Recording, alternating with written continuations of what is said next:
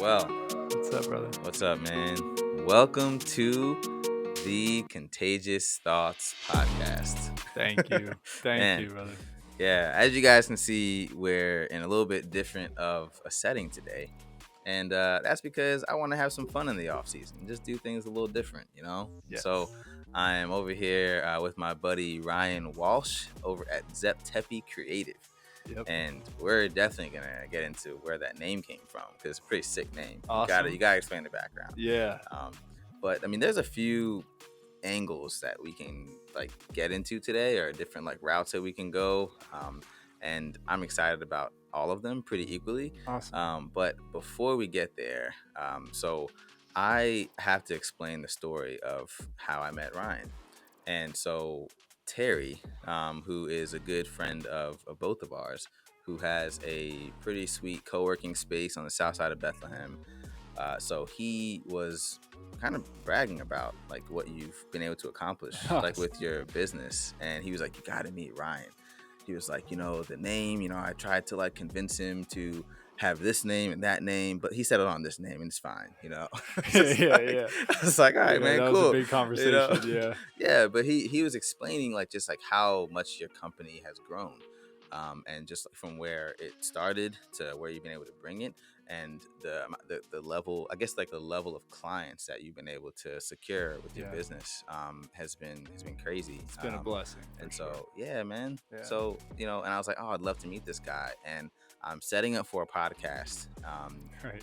like recording in Terry's co-working space, and I run into Ryan. Yeah. And I I'm was just like, hey, what you doing in yeah, here? yeah. I was like, you got A7S3? He's like, no, not yet. I was like, yeah, me neither. Yeah, I can't afford that. No way.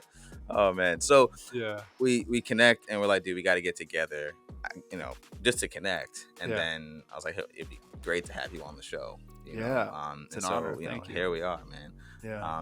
And so just to give the audience just a glimpse of like what you've been able to build, I would just first love to know where the name Zeptepi Creative came from, especially the Zeptepi part. The creative part I think I get, yeah. But Yeah, I would love to talk about it. It's like one of my favorite things. Yeah. So I started my company Zeptepi. We're a creative agency, mostly focused on video production. Yep. We do social media and just kind of all around different projects that are telling stories and using media to kind of get the word out. That's nice. A lot of times what people say. I just want people to know about us, or like I need to get the word out. And so that's what we love to do. We love to kind of use content and media to do that. And so Zeptepi came up when I was furloughed from my job when COVID happened. So I just gotten done working on a couple of movies, and I got furloughed from working at a billboard company, actually. Oh, wow. So it was kind of interesting, that kind of space. But then I basically had COVID going on, and we all have our own COVID story. And mine kind of went along the lines of, okay, well, I'm editing videos for people as in like some companies and just some clients of kind of past jobs and things. Yeah. So I'm like, okay, let me make an LLC. I'm learning a lot about how to like just dive into the business world. I learned a lot from mentors like Terry, like Zeke Zelker, just about how to like get your thing going. And be independent. And so again, Zeptepi actually comes from the Egyptian creation story. And so Zeptepi, if you look it up, ZEP space TEPI. Now mine is, I've combined them together, but the two are the words, the kind of the phonetical sound of what the Egyptians referred to as the first time. Interesting. Yeah. So like the first time ever exist. Like the moment of now. It's a lot to it. And we do our handshake where we do a pound and we actually snap at the same time. That's and dope, that's kind of like a something to kind of bring you back to like we're here and now. Always. We're always just here. Like bring you to the present moment, right? And so Zeptepi actually is like the home of the creational forces, the time before there was time. So when you read into what Zeptepi is in the ancient Egyptian culture, that's something I was like, that's kind of what we do. Yeah. Like we bend time through light, sound, and color. And that's what they would refer to as Zeptepi, bending time through light, sound, and color. And I was like, well, is that not what video is? We're kind of like morphing time. We're capturing it in this kind of like we're using lenses to capture light. And we're bending it. It's like all these things kind of just made sense. And anytime I know something's right, I get this like overwhelming like tingle. I'll cry even, and like just have this like moment. And so I had that moment in my room. I very vividly remember it being like, Zeptepi is it. Like that's it. Dope, man. And it was after reading like a book about the Sphinx and all the erosion that's happened around it and why it's so much older than it is. So like I'm kind of a nerd for the ancient culture knowledge kind of thing outside of my like content and video storytelling. But it all kind of intertwines because that is storytelling at its core, you know. That's where a lot of it comes from. So that's Zeptepi. Man, that's pretty sick, man. Yeah, I'm gonna be thinking about that every time we do like the handshake. Like you know what I'm saying? It's like now, it's bro, now. you know? It's in the now. Yeah. Like, and it's interesting because like, you know, I've done plenty of like therapy in my life, right? And you know, whatever people want to think about therapy, up to you. But I've done plenty of it, and one of the like I guess strategies of keeping you grounded when you're going through, I guess, like you're processing something super traumatic or whatever it is, like it always involves like some sort of like touching your body or what your body is touching, like feet grounded on the floor and like having your mind focus on that to keep you kind of grounded in the now. Or like if you guys ever heard of like EMDR, you know, it's like a form of therapy where they'll do some sort of like thing in the present that like while you're processing, like staring at something on the screen that's moving or something with your body, while you're processing something that's like super traumatic, to help you to stay in the now and not like go into like the thing that happened in the past, you know, like to get sucked back into the experience, you know. And so that like reminds me of some of those like strategies, you know. It's like the focus on the now, the focus on like staying grounded, staying present, which is pretty dope. Yeah, you know? Thanks. Yeah, I think I like it's a that great anchor because a lot of the work that we do is very much fleeting. Yeah, and I mean that by like creating a piece of content for social media that maybe gets seen for a day or two, maybe 3 days, and then it's like went through its course on the social media page. And so there's like a something to be said about like creating something that's everlasting, but also knowing that like there's just a limited amount of capacity that we have to, what I kind of get at here is like we have limited capacity to like really take everything in. So it's just as much as you can bring yourself back to that moment of now, you can just like, okay, let me just take in what I can because I know I'm not going to remember everything, but I'll remember the essence of things. That's really like a big thing for me is like first impressions or the essence that you bring. You rarely remember the exact thing somebody said, but you remember how you felt. And that's kind of what a movie does to you too. I learned a lot of that through a movie business. It's like you're trying to sell somebody on a feeling. Like rarely, you know, great movies you remember lines from, and of course there's going to be that, and that's amazing. But for the most part, you could say, oh, I love that movie. It's my favorite movie. Well, why? It's not necessarily because of something somebody said. It's like how it made you feel, how you connected to it. So the more we can do that, like the better, for sure. I think that, the more, absolutely. The more you can do that, the better you are at what you do, man. And so I would also love for you to just like give the listeners just an idea of just what you do, what you've been able to build, like how it, I guess what it was when you first started it and like what it is like right now. So what Zeptepi was when it first started was doing tutorial videos for a program, a company called First in Math.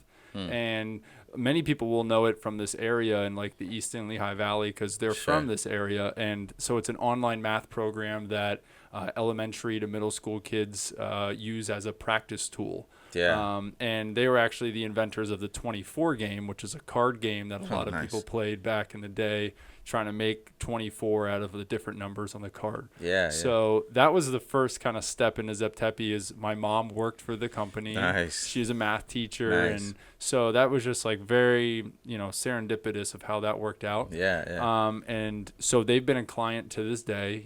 We do stuff for them every month. We do videos, we do their social media, and we've really like helped transform their brand with a ton of help from their team and stuff. Sure. Yeah. But that's been like the first kind of groundwork that was done of like, okay, I can do this consistently. I know how to work with clients and kind of have that feedback.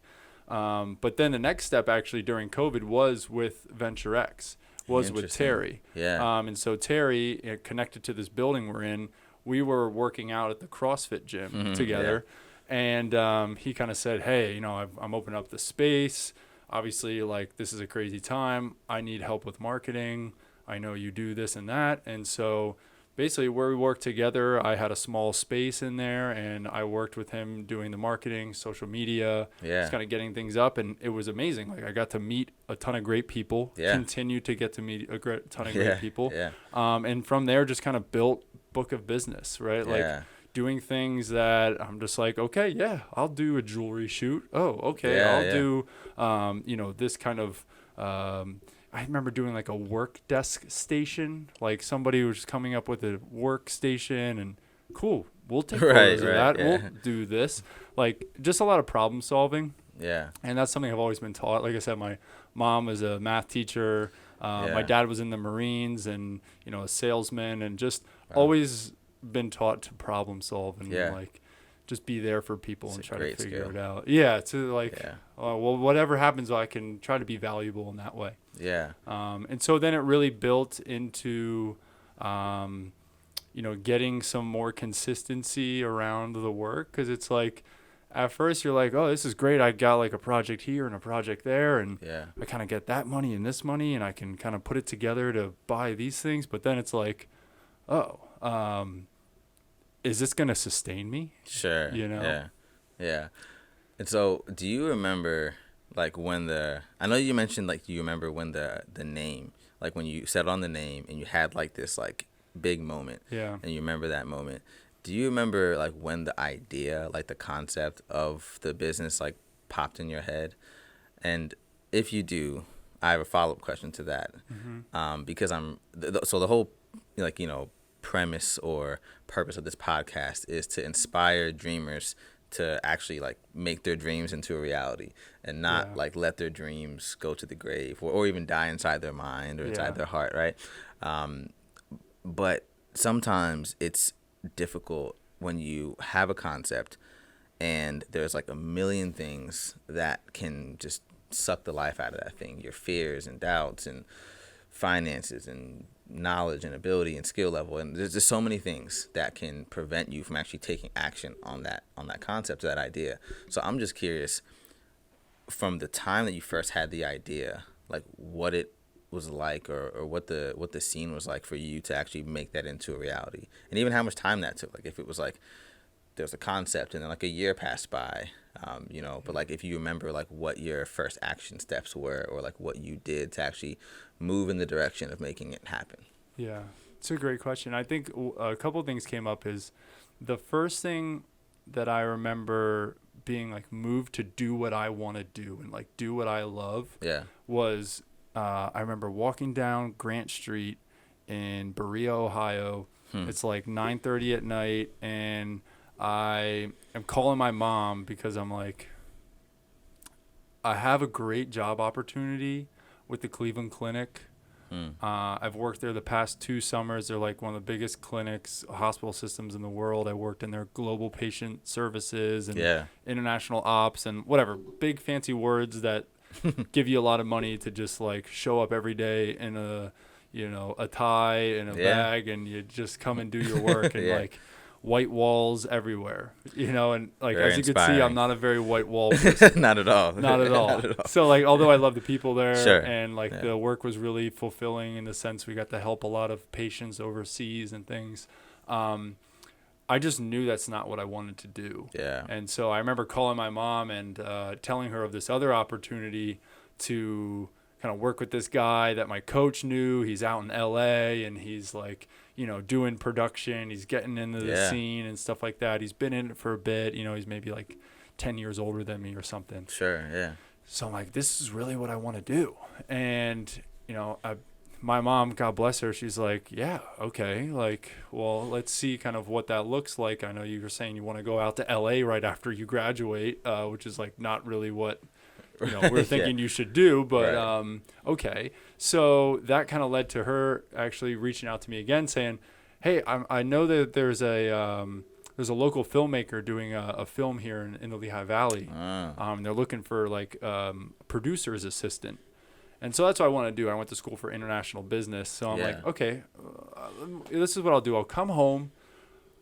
I'll do the movie May through October. Yeah. I'll graduate, do the movie right away. Great, have this experience. I'm going straight out to LA. And like I'm gonna hit the ground running, like in there and do production and just get my feet wet. Yeah. So long story short, the movie takes way longer to shoot. I do way more than I could have ever imagined what it goes into filming a movie.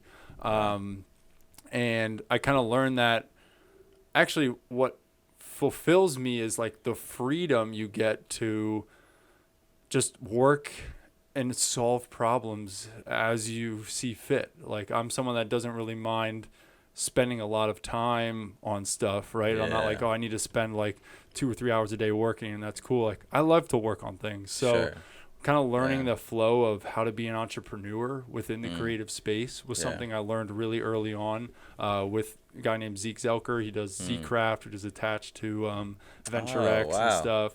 But he really taught me like how to be an entrepreneur, how to just grind and just get it done. You know? So that for me was like that walk down Grant Street and talking to my mom. I just remember that as like a transformational moment. I'm like, okay, this is the direction I'm going in. Like there's nobody's going to stop me. I'm going to just go and I'm going to do it and I'm going to find a way to make money. I remember working like 8 a.m. into Zeke's office, his studio, getting done around 4 or 5. And then I'd go home, go to the gym real quick and then work at Wawa from like 8 p.m. to like 2 a.m. And then do it just all again the next day. And just like, whatever, I'm in the grind, man. Like this is like, I'm happy to be here. Like, yeah, it sucks sometimes. And like, I'm just overloaded on sugar and caffeine. But I'm like, I will get to a better place. Like, I know I will. Wow, so like, just, I've always loved that. And like my brother and my sister are both badasses too. Yeah. And so it's like, we've always just, my mom really, my mom's a badass. And that like really has always inspired us. Like she walks 7 miles every day. Wow. She may run even more, and like just those little things like are in my mind all the time. Like, man, you know what? Nobody cares. You know, like nobody cares if I'm like tired or sick or maybe a little beat down. Like even my brother, who's my best friend, he doesn't care. You know, and he'll tell me that. He's like, no one cares, right? And so that can maybe rub some people wrong, but I was talking to a friend the other day and like that to me actually lifts me up. Like, you know, if that doesn't work for somebody else, then that's great. Whatever it may be. But like having that mentality of like, nobody cares, just keep going, just keep doing your thing. Like that elevates me and I need more of that. Like a mental toughness. Like, you know, it's like a tough love. For some people, it's like, oh, like their emotional makeup might be different. And they're like, oh, I need to feel like seen. But I think you're talking about like, how you were, I guess, like kind of trained to think and how you build from like an entrepreneur standpoint. And I think that in entrepreneurship, like you kind of do have to have that edge and like that grit, because people don't really care, you know? Like you might have people in your circle that care. Like you might be able to go home to your wife or husband or boyfriend or girlfriend or kids, and they might give you a hug and say, oh, daddy, you know, come here, like, you know, you've been beat down by the world, come here, let me give you a hug. But everyone outside of that circle, if you're lucky, man, if you're like, lucky, you know, even then it's like, how much can they care? How much do you want them to especially care? When they have their own stuff going on. Like, you know, I'm married with 3 kids, and you know, my wife is amazing, she's a great support, you know, but there's sometimes she has her own stuff going on, and she can't like coddle me. Yeah. And like, you know what I mean? And so I think that there is definitely a level of like, hey, like if you want something, you have to have the mental fortitude and toughness and grit to go and get it, even when there's intense opposition. Even when that intense opposition is coming from like inside of you. Yeah, most you of the time it's like the you only know what I thing. mean? Yeah. And then that opposition might be coming from external things, people or life circumstances. But the question is like, well, will you allow that thing to snuff out your fire? You know? And for me, the answer has to be no. Like, I can't let those things snuff out my fire. I just can't. You got to keep going. Dude, you know what everybody needs? Everybody needs a great, hard breakup. Oh, wow.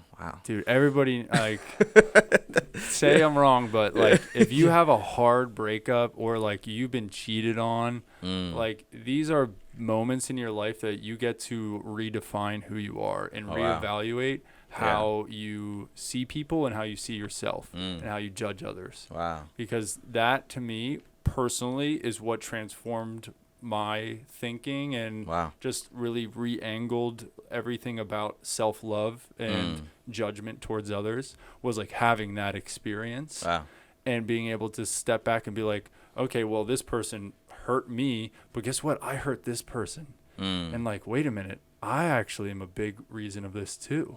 And there's just like a whole mix of things. Then when you start to go back, and there's a great book called The Judgment Detox, which talks about how judgment is a separation from love, and that we experience judgment immediately as we come out of the womb.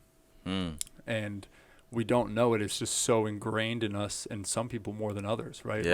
I mean, it's scientifically proven those babies that are taken away from their mothers early on or neglected by their parents have a form of trauma that is, way more layered than somebody who's loved and coddled and around a big community all the time. So just knowing that, like, we are always judging. That's how we've survived for so long. We judge and we make assumptions and we try to anticipate things, and that's a way of surviving. But also it's a way of us not taking responsibility for things. And it's a way for us to disassociate and to not reflect on, if I'm feeling this way about you, that's actually something that I'm insecure about myself. And so when you really reflect back, and this book does a great job of giving you kind of guidance of what it is and then how to actually act on it and journal about it and think back to these times where maybe that's why I'm like this, or maybe I always think like this because of this. And when you really bring that back, you just start to be more present with your judgment.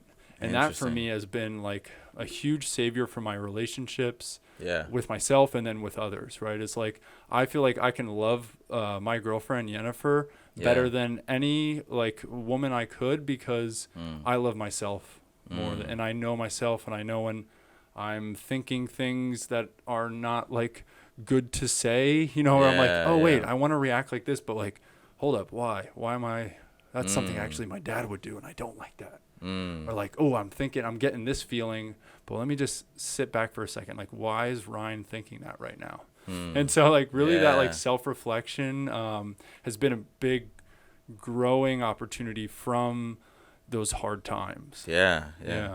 So how that's very interesting. And I think that introspection and just self-awareness is pivotal for just us in life in general, but also when pursuing your dreams, or if you're building anything, if you're building a business or a company. And I'm just curious how that has helped you or aided you in your journey as an entrepreneur, as you've been building Zeptepi Creative and other things. Well, I would say it kind of tails into the relationship thing. And I mean that in a way of balancing work and life.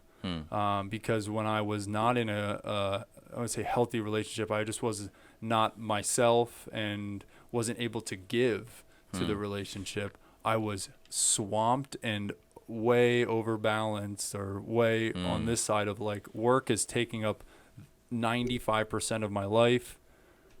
Relationship and life, outside of that is 5%. And so that reflection, has helped me move to a place now where I balance my life a lot better. I'm more focused when I'm at work. And yeah, I'm not like perfect every day. And there's moments where I'm like, oh man, I really wish I would have gotten more done. But it also comes down to like setting expectations and being realistic with other people so that you don't feel that level of anxiety. Like I only will feel anxious when, you know, I have something that I've said I'm going to do and I'm coming up on the day and time where I can't get it done. And I'm sure that's pretty much everybody, right? Yeah. And it's like you don't want to let other people down, especially if you're somebody that prides themselves in good work. Right, And so trying to relieve as much of that anxiety with planning, with collaborating, with communicating, all of those things ease the anxiety and start to balance out your life. Start to balance like, okay, I don't need to stay here until 8, 9 o'clock at night. Right. Well, for me, it was like 11 midnight, you know, it's like, oh wait, like if actually I want to keep doing this for the long run, if I don't want to just sizzle out in a couple of years, I need to find a better balance. I need to have connection to God. I need to have connection to my body. I need to have connection to my community. Like all these things are super important to just make the business grow. You know, like that just speaks like so many things in my life have come from just me taking a breath. So that's a very interesting concept, because I remember the other day we were grabbing lunch at this really dope Mediterranean place. Force Mediterranean Deli, shout out. Big time, man. That chicken salad was fire. And I got that baklava, you got brought that it home, baklava. crushed it, man. I knew you would. Took my daughter to gymnastics and sat in the car. Sat in the car, crushed most of it, had the rest inside of gymnastics. That was delicious. So shout out to them for sure. But we were talking about this whole idea of like work-life balance. And I think that people tend to focus on that when you're working for like, W-2 job or working for a company.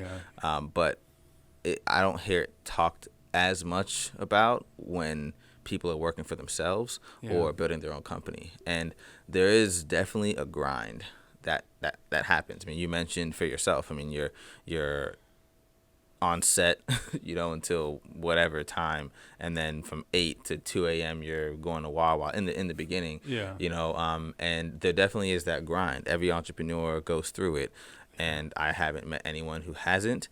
But I just want to talk about like what that grind does to you and how to balance the grind. Because if there's any, like, I doubt that, I mean, maybe there are some crazy people out there that can do this, but I doubt that any successful entrepreneur or business owner out there, or anyone chasing or pursuing a dream, is in like overdrive time, like consistently for the long run, or like long term.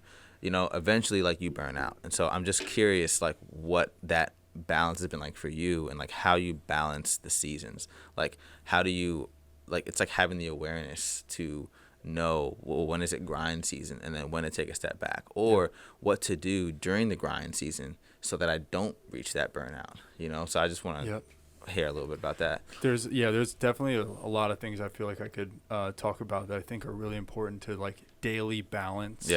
And I'll just hit on those real quick and go into a different thing a little deeper. But I think daily balance, one, food. Gut health and what's going on in here is 100% linked to what's going on in here. Wow. So when you're not eating the right foods and you're not getting the right nutrients, it's just not going to work. No matter how much sleep you get, right? Sleep is the next thing. Sleeping and finding a schedule that works for you and figuring that out is so important. I've struggled with that a lot. I wear this ring now that tracks my sleep. Oh, wow. And it's because I couldn't do like the whole wrist Apple Watch thing. But it just keeps me accountable to go to sleep and to also see like when I need to be giving myself more rest. The third thing is exercise. I mean, this stuff is like, you've heard this a million times, but I'm like, at the end of the day, it's just so true. You can't not say it, right? So like for me, I've always done sports. And so some people need more exercise than others. Like I need a lot of exercise. I need to run every day. Yeah. I need to just be active and play sports. Like after this, I'm going to play basketball, just shooting around with my buddy. Nice. Just cause, you know, like, yeah, I love that. Those are things that I know make me more me. So I can show up the next day and just be the best version of Ryan that I can be. Right. And so then the fourth thing I think is community, friends, people that you can talk to when things are just great and things are bad. Yeah. And in between, just to keep, you connected to the outside world, because a lot of entrepreneurs can get in this like tunnel vision. It's only me versus the world. And I do really respect that and love that you can get in a very focused mindset. And I don't think that's terrible, but you do need to have people that you can collaborate with. You can get little pieces of like, even if it's selfish, like, hey, I just want to pick your brain. I want to get some things that are going to make me think differently and move in a different direction. Yeah. Right. Yeah. So I think community is like that fourth one.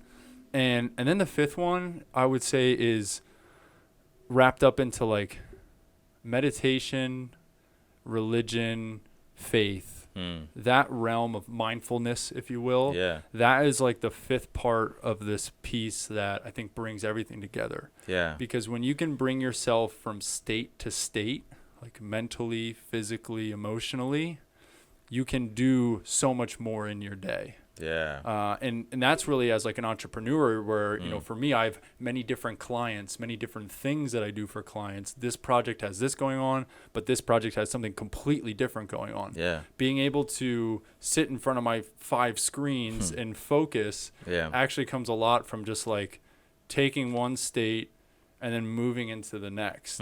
And so that part of meditation is really good for that. And then faith in just knowing like, hey, things are going to work out.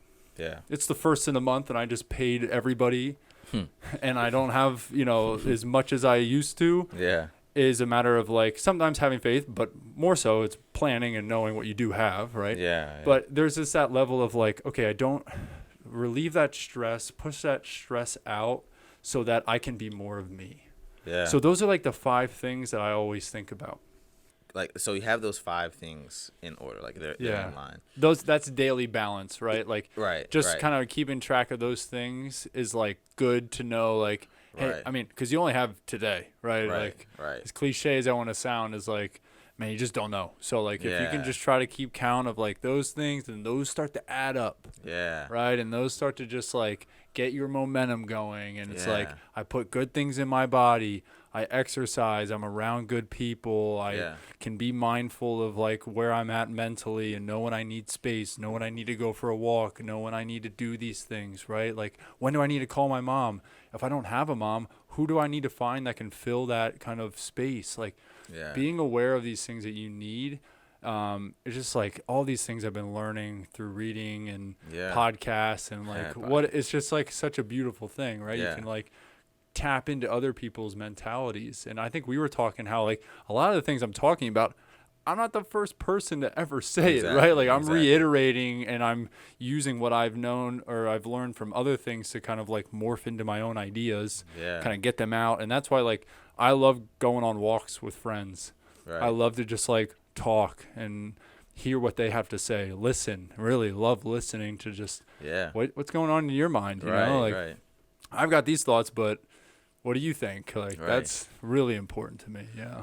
So if you have this balance, these 5 things, you're just kind of daily keeping them in check or being in touch with each of them to kind of see, okay, what do I need to do or what do I need to give and take from each of these 5 things? But how do you know when like it's grind season, when to pull back, when to rest? I'm sure that being in touch with these 5 things definitely helps that. But I'm just curious like what that looks like for you. It's experience. It's like knowing that when you don't do something, things that you want to happen don't. So there's been that where it's like, oh, I want this to happen. And it's like, oh, I didn't grind enough to get that. I just didn't put in the work. Or you either like when you don't do the work, right? You don't do the work and then you feel that stress and you don't kind of get that opportunity you may have wanted. you can reflect on that and say, okay, maybe I should have done the work. I should have been more prepared, right? Like preparing things. Yeah. But in preparation, what you need to do is reflect on, how do I delegate and elevate? Okay, so this is a thing. Delegate and elevate is a part of this EOS, and it's this entrepreneurial operating system.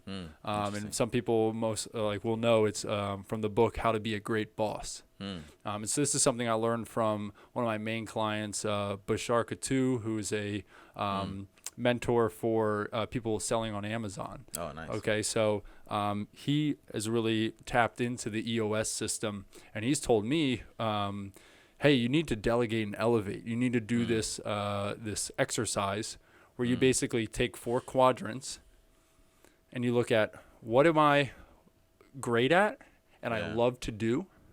What am I good at and I like to do? What am I not so good at and I don't like to do it?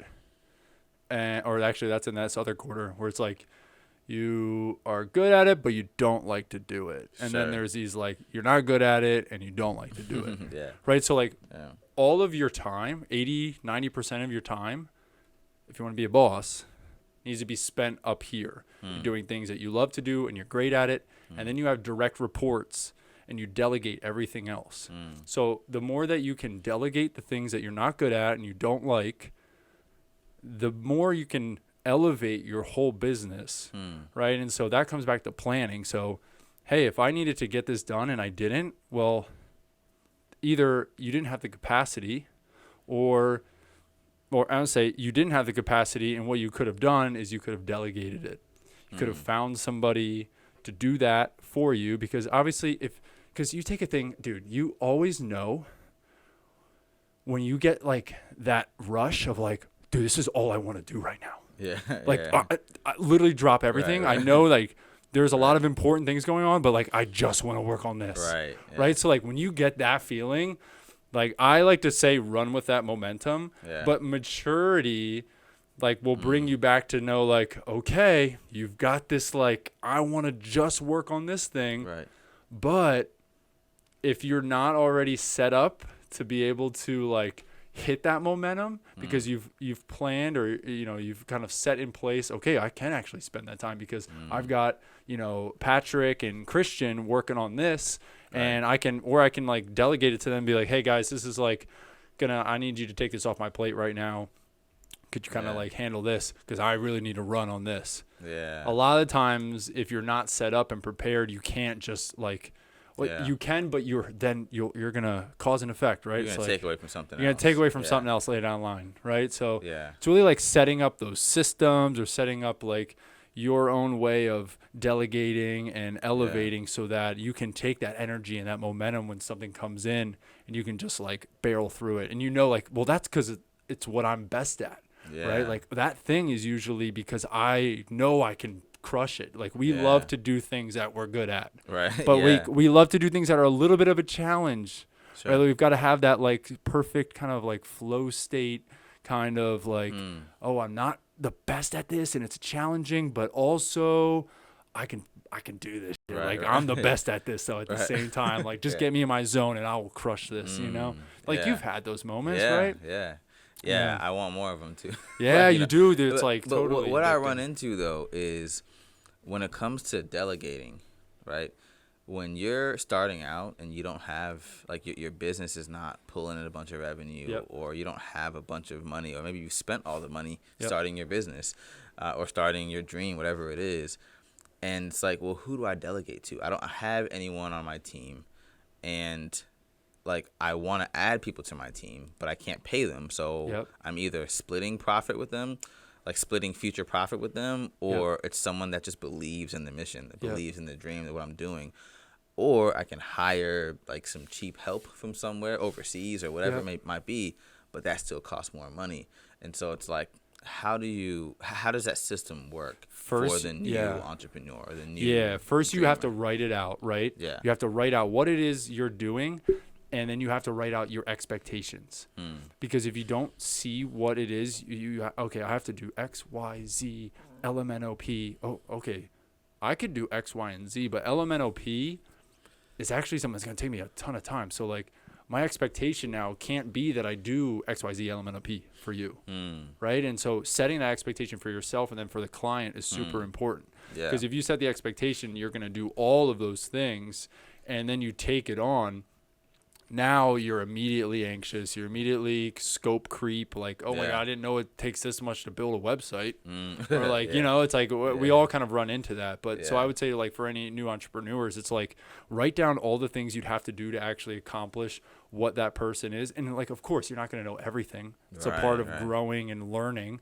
But the more you can flesh it out, the more you can attach time to it. It's the only metric that we really have. The design world's weird because you can charge $40,000 for a logo if you're so-and-so, and it may take you only 2 weeks or it may take you only 48 hours. Right? Like if you give me the perfect logo, it's a weird kind of world that you live in. But starting off using hours, using, you know, what you've got to do task by task is an easy way to set expectations for yourself and clients. And then you don't get into this like, oh my God, I said I was going to be done in 3 weeks. This thing is going to take 3 months, you know? And like, oh my God, I should have charged 3 times more. Right. So I think it's always like safe to write everything out, see checklists of things, and then step back and as best as you can. And like, I'm only been good at this the past 6 months. But tracking everything. Tracking as much as you can, your hours, what you expect to work versus what you actually work. The earlier you can start saying, okay, I estimate this is going to take me 4 hours to do. And then you go through it and you really try to time yourself and say, oh, that only took me 3 hours. Or, oh my God, that took me 10 hours to do. Right. And then as like, the more you can do that early on, the better you're going to be. Because when someone says, hey, I would love for you to take over my social media page. How is that? What's that going to cost? Right. And you're like, oh, I don't know. You know, it's this. But if you have tracked your time, you know, okay, well, they want to post every single day. If I need, you know, they want 3 videos. This is okay. Okay. Dude, math is everything. We kind of talked about this, right? Like when you work the numbers in, oh my God, it's going to take me 25 hours over the month. Okay. I can't just charge them $500. Right. Like, so I need to, you know, make that kind of known, and, you know, this comes with time, but the more you can kind of write it out, see the whole picture as best as you can, then you can like confidently come to someone and say, this is what I think it's going to cost, and we're going to work together to do that. And that's just like learning. Experience. And so there's something else a question that I'm like itching and burning to ask you, especially because of, I mean, your company is called Zeptepi Creative, and emphasis on the creative part of that, right? And myself as I'll say like a newfound creative that's been a creative all my life, but just now leaning into it, right? I think that when I talk to people, the people that see themselves as a creative, they're usually, you know, more artsy people, or people who are doing like, you know, they're creating videos or they're doing some art form and they've leaned into it. But then you have people who are, maybe they're building it's e-commerce on Amazon or whatever, or they're building some other dream of theirs. But from my vantage point, I still see these people as creatives. Like, they're still creating something.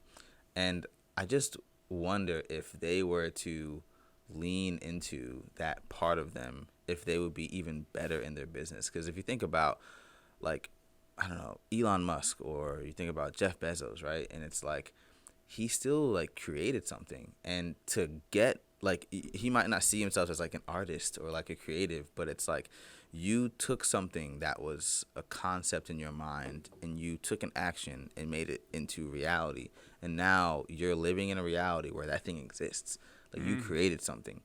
And I feel like there's something in all of us. There's some like creative energy in all of us that desires to create something. And maybe in many of us. And I think that there's a lot of entrepreneurs and dreamers out there who are definitely creatives, but they just don't know it. And I'm just curious, like, one, what your take is on that, and two, like, how people can tap into their own like creative energy or tap into the part of them that either desires or has the ability to create. Yeah. I think if you are human and you have a heartbeat, that you are a creator. Yeah. And that's actually, at the end of the day, the only thing that we really think about. Whether we think about it actively or not, we are always trying to recreate. Wow. Right? We're always trying to, as a good friend Ross would say, who's one of the best copywriters in the world, we're all trying to have sex. We're all looking for sex. And like he says it in a way that's just like, is this Ross from the Ross that adventure? The legend. But it's so true. And what I said, he's one of the best copywriters in the world. Wow. Right? Wow. And it's because he knows these, he's saying it in a kitschy way. Like he's not saying like we're all just around like looking to have sex. Right. But if you get to the core of what our human instinct is, it's like we're trying to survive and recreate. Interesting. And so I think like if that gives anybody hope, is in like, oh wait, I am creative, right? Okay, maybe I can't draw, maybe I can't paint, maybe I can't do these artistic things, but you have to separate that from creativity, right? Like creativity could be figuring out a way to get home when the road is blocked, right? It's like creativity is a way of you taking your world and morphing it so that you can kind of get what you need out of it, right? And like we're always trying to do that. We're trying to kind of manipulate our world so that we're more comfortable. Like for the most part, we're trying to do that. There's some crazy people out there like David Goggins and these people that are actually really tapped into the idea that the mind is limiting you from creating. Interesting. Right? You actually can burst through these barriers of limiting beliefs and limiting kind of creation roadblocks that like you as a human, you're just like always ready to find a new way, to find comfort in something, to find connectivity, be a part of something. You're like always trying to do that. Like that's what I'm doing right now. It's what you're doing with this. Like we're always doing that. Yeah. So I think it's like to find your creativity, you just need to just believe in yourself that you are human. Okay, it's like, am I human? Yes. Okay, great. Right. Check. Next thing is, let me actually explore outdoors. Right. So when you explore nature and you get yourself out into into the world, you actually will just like having faith in the fact that like you get out into mama nature. And then things just come to you. Like I know it's maybe out there in a way, but if you feel like you are not creative in any capacity, go outside and just be with yourself, look at nature, take a walk, and like things will come to you, because what you're looking at all around you is a creation that is of the utmost beauty. Wow. Right. And so I think, you can then find little things. Go to Michael's and get a little craft thing. Make a step-by-step thing if you like need that. Yeah. But if not, just like find ways to, create something for somebody that you love, because that's always a great way. It's like, you're always, there's somebody that you love and that they love you, and you can give them a gift of some creation, you're going to get that feedback loop of like, man, I'm good. Like, this is great. Like, I made somebody that I love super happy. I think that's like the biggest thing for me is gift giving. My girlfriend, Yenny, I love her with all my heart. And she has showed me that like one of the best love languages is gift giving. And it's not like I've got to go out and buy her an Apple Watch, or I've got to go and get her like anything material, right? Yeah. It's like the birthday present I just gave to her was cleaning up our craft room and organizing it, right? Just because like I know at the end of the day, like her peace of mind is really like what she wants. She wants to be able to go in there and just create. That's my wife, man. Yeah. Like, and so I'm like, oh, that's what I can give to her. Like, this is more than just trying to get you something to give you something. It's like I'm trying to express my creativity, my love, like through that gift. Wow. And so if you can't find that creativity in you, like try to do something where you can, I don't know, just like write a letter to somebody. Wow. You know, like anybody can do that. Yeah. Anybody can write a letter to somebody. And that there is like just beauty and creativity. Man. You know? And you know what? Guess what? It may even get you to have sex. Hey, it just might. It just might. It just might, man. Not that it has to, but the idea is just like, it's okay to just like do something simple and consider it creative. Wow, man. Yeah. I think that the whole concept of like love and creativity being intertwined and having to get like thinking of it or being in the mindset of like I'm trying to like I want to show love to humanity or to a person or whatever it is, and it's coming from like inside of you, and you're trying to like find ways or create ways to show love to this person or to give of yourself to this person. And that right there is like the core of creativity or a significant portion of creativity. And that is crazy because like that translates back, like it translates into business, into personal. If you think about whoever your target audience is or your target client is, and you just think, well, how can I show love or give to this client? How can I serve this client? And how can I do that in such a way where this client will want to give in exchange of money to me for providing this service? And you build your business around that, man. That's like that's everything. That's like, man, like whatever you believe in as far as like, you know, God, faith, the universe, whatever it is. I feel like love is the core of all of it. And so that's what I personally believe. Yeah, I mean, we're in the same boat for sure. And I think like to go back to judgment and then being separation from love, we are not able to be creative when we're judging.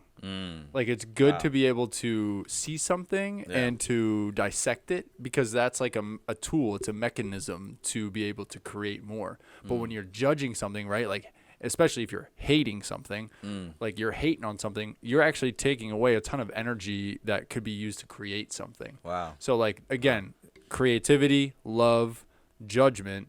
Judgment is that separation from love. So judgment is that separation from creativity. Wow. Yeah. Wow, man. I'm going to have to keep that in mind because I definitely struggle with letting things go. Yeah. And like forgiving people and all that kind of stuff, man. Yeah. And so I'm keeping an eye on the clock here, man. And so I think that this is a good time to transition to the no regrets segment of No the show. regrets.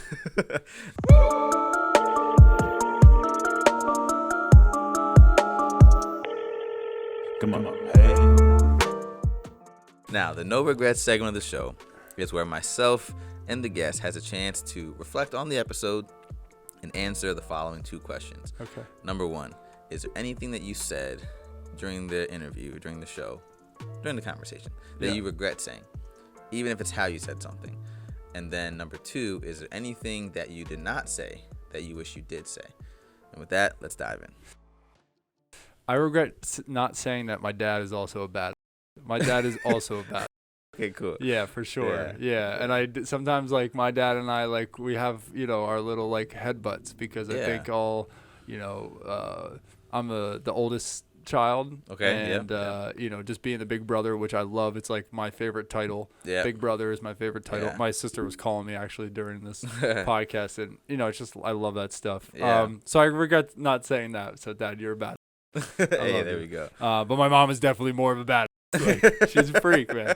She's a freak. I love her so much. And then as far as like some things I didn't say, I mean, you could tell I could kind of talk, and I love just to like, I love diving into these kind of conversations. Yeah, man. You're great at it. But yeah, what I would say like to anybody that's struggling to kind of find their creative passion or even just struggling to find like themselves, right? Like, man, I just don't feel like myself. And I feel like my life's out of order and like, you know, just a lot of things that feel like they keep pushing me off the track I want to be on. Yeah. That just to like look at every day as a gift, as a blessing. Look at, just be thankful for the littlest things that can really bring you back. And also a thing that, two things. One, if you ever don't know what to do and you feel like I'm just like, I'm stuck, I don't know what to do. Organize your space. Clean your space. Just try to get things organized. That could be your closet, that could be your kitchen, even if it's just like littlest things. Getting your mind off of what you're thinking about and just putting things in order, and you know where things are, I think is a huge thing. Like that's for me personally, but I've heard a lot of other people that I've told that to. They're just like, dude, I just cleaned for like 2 hours and I felt so much better. Oh, that's huge. Yeah. Yeah. Major. And so that's just like a little kind of hack, if you will, of like you're really feeling stuck and you're like, I don't want to go out anywhere. I don't really want to do anything. I can't sit and watch. Like, clean. Like, clean, organize. Yeah. It'll make you feel a lot better about yourself. And the second thing, one of my good friends, Mitchell, always says is that even the suffering ends too soon. Wow. And I really think about that a lot. Take whatever you want from it. For me, it's just a matter of, even in the pain, we have a limited time in this consciousness, in our body, whatever you may believe in after death. Yeah. But like even the suffering, the stuff that seems to be horrid, like even that ends a little too soon. So just be really thankful for everything. Wow. I'll be thinking about that, man. For me, as far as anything that I regret saying, I don't think I regret saying anything. I can't even say that. I was gonna say I regret like not showing up earlier so that we could have more time to talk. I gotta go play basketball. Like I have like three, I don't know. I have a family at home, and it's a juggling act. Dude, if you guys join the Patreon, we just had our second person today. Let's go. This week joined Patreon, which is really great. It's the third person, but the second paid person. Yeah. So those of you who are on the fence thinking about it, definitely do it. It's $5 a month. Yeah. $5 a month. You can count me in. All right. So, thanks, bro. Yeah, I got you. Yeah, thanks, man. Hey. If you're in the Patreon, I definitely share, about just what it's like behind the scenes to chase after a dream, to build this, to build other things that I'm trying to build. So, that's my regret. Even though I'm like, what was I going to really do about that, anything that I did not say, that I wish I did say, maybe I'll save this for like a part 2 or something like that. But there's so many questions I have about like your like journey as a business owner, and like how you got to where you are, and like how you've been able to build like what you've built, and even just like there's so many questions about how you operate day to day, like the space that you've built. Like, I would love to work in a space like this. Like, you've created an environment where, like, I can tell that your employees, like the people that work for you, they truly, like, they love this and they love you. Yeah. And you treat them with, like, love and respect. And I have a lot of respect for that, man. Thank you, bro. I think that's dope what you've built. I think it's beautiful what you've built. Yeah. Yeah, actually, if you don't mind, I'll just add on that, because you said something earlier and that triggered it again, of like, what do you do as an entrepreneur that doesn't have capital to get people involved? Hey, I can pay you X amount of money to come do this.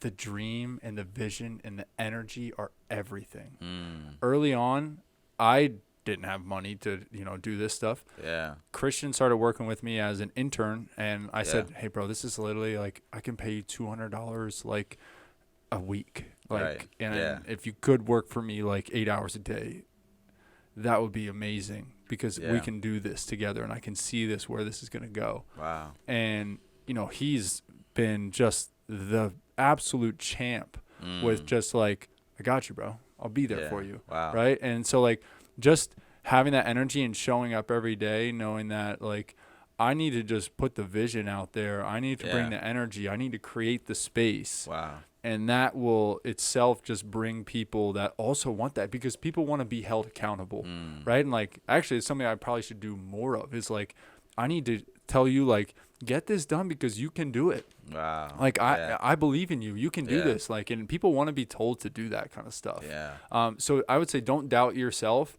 in the fact that like you can be a leader and that your vision and your energy alone can get people on board. Yes, you need to pay people, and that is a form of respect. Yeah. And that's absolutely. also a form of showing, I mean, respect is like, love. Yeah. Yeah, it's just like I value that you put your time and energy in. I want to give you, as much as I can, and I want to keep moving this forward so I can keep giving you that. Because like if I give you $3,000 a day, guess what? Nobody's coming back.